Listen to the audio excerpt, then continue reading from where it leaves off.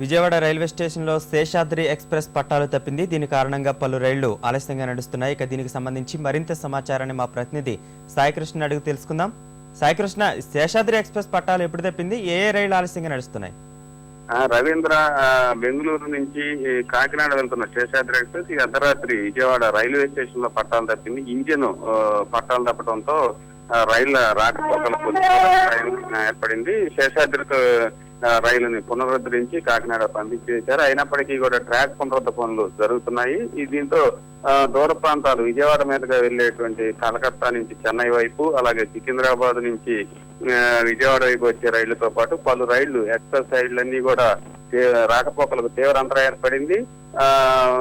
సికింద్రాబాద్ నుంచి గూడూరు వెళ్తున్న సింహపురి ఎక్స్ప్రెస్, అట్లాగే హౌరా యశ్వంతపూర్ దురంతో ఎక్స్ప్రెస్, పినాకిని ఎక్స్ప్రెస్ తో పాటు పలు ఎక్స్ప్రెస్ రైళ్లన్నీ కూడా గంటల కొద్దీ ఆలస్యంగా నడుస్తున్నాయి.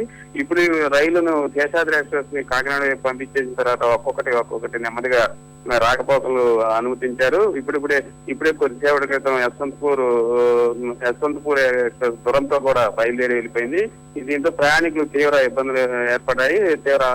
రైళ్లని ఎక్కడికక్కడ నిలిచిపోవడంతో ప్రయాణికులు తీవ్ర అసౌకర్యానికి గురయ్యారు. ఇప్పటికీ ఒక్కొక్కటిగా నెమ్మదిగా వెళ్తున్నారు. ఇంకా ట్యాగ్ పునరుద్ధరణకు ఇంకొక గంట సమయం పట్టే పూర్తి స్థాయిలో పునరుద్ధరించేందుకు ఒక గంట సమయం పట్టే అవకాశం ఉంది. రవీంద్ర, ధన్యవాదాలు సాయికృష్ణ.